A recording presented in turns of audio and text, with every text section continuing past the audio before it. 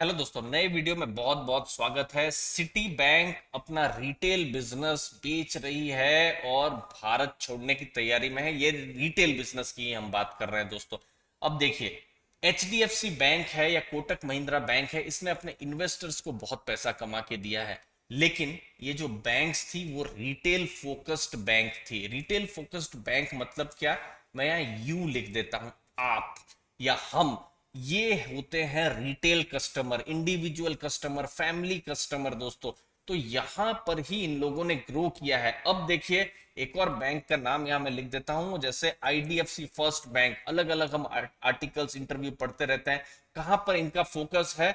सिर्फ retail customers में, मतलब कॉरपोरेट कस्टमर्स में फोकस नहीं है दोस्तों। अब यहां पर नीचे जो हम नाम दिखा रहे हैं, जैसे एसबीआई या कुछ दूसरे, जो दूसरे पीएसयूज जो है, आईसीआईसीआई बैंक, पिछले 5-6 सालों में, 6-8 साल में लिख देता हूं, ईयर्स बिफोर, इन लोगों का कहां फोकस था? कॉरपोरेट बैंकिंग में फोकस था। और इनफैक्ट 8 साल से पहले भी, ये पूरा 2005-6 से ये सब शुरू हुआ था दोस्तों, तो कॉरपोरेट बैंकिंग में इनका फोकस था। लेकिन हमने देखा कि इन सब में एनपीए बढ़ने लगे और सबकी बैलेंस शीट खराब होने लगी। अब कुछ हद तक आईसीआईसीआई ने तो अपने आप को बहुत हद तक ठीक कर लिया है। एसबीआई भी अब बहुत हद तक ठीक हो गई है। बाकी सब पीएसयूज अभी ठीक ठाक ही चल रहा है, लेकिन वो अभी भी प्रॉब्लम से बाहर नहीं आई है, तो उस पर कमेंट करना ठीक नहीं रहेगा।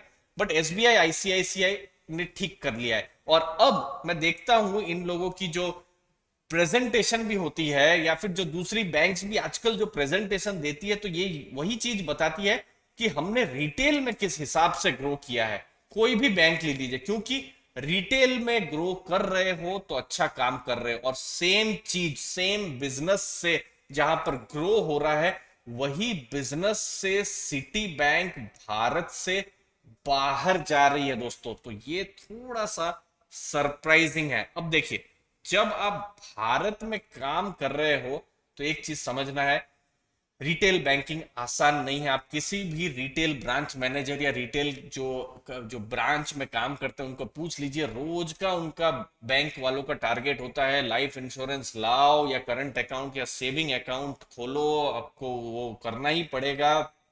तो रिटेल बैंकिंग इतनी आसान नहीं है। रोज का एक तरीके से भागा दौड़ी है, रोज का प्रेशर है। तो शायद सिटी बैंक इस हिसाब से काम नहीं कर पाया जो कि किसने किया, इन सब बैंक्स, जो दूसरी प्राइवेट सक्सेसफुल बैंक्स है, वो कर पा रहे हैं दोस्तों। 1.5 लाख करोड़ का ये इनका डिपॉजिट का बेस है। और क्रेडिट कार्ड जो बिजनेस है वो भी सेल किया जाएगा दोस्तों, तो ये भी आपको ध्यान में रखना है।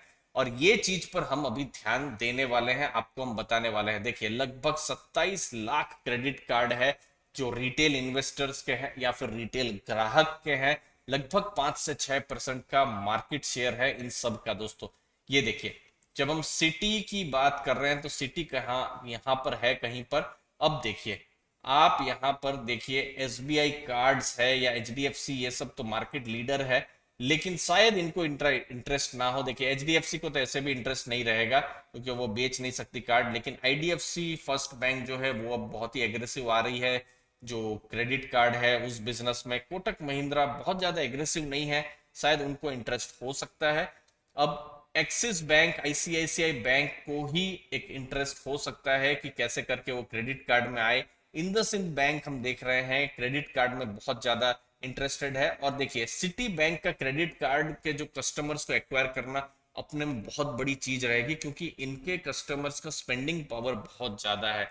जो हाई नेटवर्थ क्लाइंट्स हैं वो यहाँ पर सिटी बैंक का क्रेडिट कार्ड यूज करते हैं। क्रेडिट कार्ड में इनका ग्रोथ नहीं हुआ है, ये बात है, लेकिन हाई नेटवर्थ क्लाइंट जो है वही सिटी बैंक का क्रेडिट कार्ड को यूज करते हैं दोस्तों। अब दूसरा बिजनेस वेल्थ मैनेजमेंट का, जो एचएनआई क्लाइंट्स जो है उनको इंटरेस्ट यहाँ पर हो सकता है। यहाँ पर भी देखिए, ये लोग 1 करोड़, 2 करोड़, 5 करोड़ या उससे भी ज्यादा अमाउंट के प्रोडक्ट्स खरीदते हैं, चाहे वो म्यूचुअल फंड्स हो या फिर दूसरे प्रोडक्ट्स हो दोस्तों। तो ये इन टर्म्स ऑफ मनी बहुत ज्यादा वैल्यूएबल बिजनेसेस होता है। तो उनको यहाँ पर इंटरेस्ट हो सकता है। कोटक महिंद्रा बैंक यहाँ पर या इंडसइंड बैंक अभी बहुत ज्यादा इंटरेस्ट या फिर अभी एग्रेसिव हो रहा है, एक्सिस बैंक अभी एग्रेसिव हो रहा है, तो इन सब बिजनेसेस पर उनको इंटरेस्ट हो सकता है। लास्ट में दोस्तों कस्टमर्स पर कोई फर्क नहीं पड़ेगा, इंप्लॉइज जो है उनको भी कोई फर्क नहीं पड़ेगा। 19,000 से ज्यादा इंप्लॉइज हैं सिटी बैंक के। अभी सिर्फ एक ही बिजनेस बेचा जा रहा है, वो है रिटेल वाला। इनफैक्ट जो इंस्टीट्यूशन का जो बिजनेस है, जो बड़े डील्स होते हैं, अब देखिए इंस्टीट्यूशन बिजनेस में यहाँ पर 1000 लिखता हूँ, 1000 करोड़ की एक डील ले आओ और लगभग उसमें 1 से 2%, ठीक है, उतना का आपको कमीशन मिल जाता है। तो 10 करोड़ 20 करोड़ का कमीशन मिल गया। हाँ, ये भी डील रोज रोज की नहीं होती है, वो साल में 1 या 2 डील होती है, लेकिन उस डील में ही पूरा साल का आपका टारगेट खत्म हो जाता है। तो शायद वैसी डील्स पर अभी सिटी बैंक को इंटरेस्ट है, वैसे बिजनेसेस को अभी भी उन्होंने, जो इंस्टीट्यूशनल या जो बड़े बिजनेसेस है उनको अभी भी उन्होंने रखा हुआ है दोस्तों, ताकि वो बड़ी डील्स उनको आती रहे। दोस्तों उम्मीद है आपको वैल्यू मिली होगी। दोस्तों वीडियो अच्छा लगा तो जरूर लाइक शेयर सब्सक्राइब कीजिए।